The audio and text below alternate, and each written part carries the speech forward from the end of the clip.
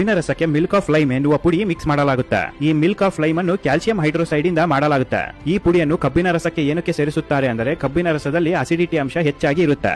ಇದನ್ನು ಕಮ್ಮಿ ಮಾಡಲು ಈ ಪುಡಿ ಹಾಕುತ್ತಾರೆ. ಈ ಪುಡಿ ಹಾಕಿದ ತಕ್ಷಣ ಕಬ್ಬಿನ ರಸದಲ್ಲಿ ಇರುವ ಅಸಿಡಿಟಿ ಅಂಶ 98% ಕಮ್ಮಿ ಆಗುತ್ತೆ.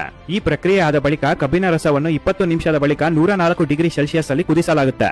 ಹೀಗೆ ಕುದಿಯುತ್ತಿರುವ ಕಬ್ಬಿನ ರಸವನ್ನು ಕ್ಲಾರಿಫೈಯಿಂಗ್ ಕಂಟೈನರ್ ಗೆ ಹಾಕಲಾಗುತ್ತೆ. ಈ ಕ್ಲಾರಿಫೈ ಕಂಟೈನರ್ ನಲ್ಲಿ ಕಬ್ಬಿನ ರಸಕ್ಕೆ ಸಲ್ಫರ್ ಗ್ಯಾಸ್ ಮತ್ತು ಫುಡ್ ಗ್ರೇಡ್ ಕೆಮಿಕಲ್ ಮಿಕ್ಸ್ ಮಾಡಲಾಗುತ್ತೆ. ಏನಕ್ಕೆ ಮಿಕ್ಸ್ ಮಾಡಲಾಗುತ್ತೆ ಅಂದರೆ ಕಬ್ಬಿನ ರಸದಲ್ಲಿರುವ ಕಸ ಕಡ್ಡಿ ಕೆಳಗೆ ಹೋಗಿ ಶುದ್ಧವಾದ ಕಬ್ಬಿನ ರಸ ಮೇಲಕ್ಕೆ ಬರುತ್ತೆ. ಈ ಶುದ್ಧವಾದ ಕಬ್ಬಿನ ರಸವನ್ನು ಎವಾಪರೇಟರ್ ಮಷೀನ್ ಗೆ ಹಾಕಲಾಗುತ್ತೆ.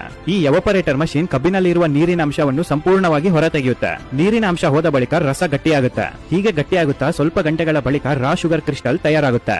ಈ ರಾ ಶುಗರ್ ಕ್ರಿಸ್ಟಲ್ಸ್ಗೆ ನೀರು ಹಾಲು ಮಿಕ್ಸ್ ಮಾಡಿ 8 ಗಂಟೆಗಳ ಕಾಲ ಚೆನ್ನಾಗಿ ಕುದಿಸಲಾಗುತ್ತೆ. ಹೀಗೆ ರಾ ಶುಗರ್ ಕುದಿಸಿದ ತಕ್ಷಣ ಏರ್ ಟೈಟ್ ಕಂಟೈನರ್ ಗೆ ಹಾಕಿ 1 ವಾರ ಬಿಡಲಾಗುತ್ತೆ.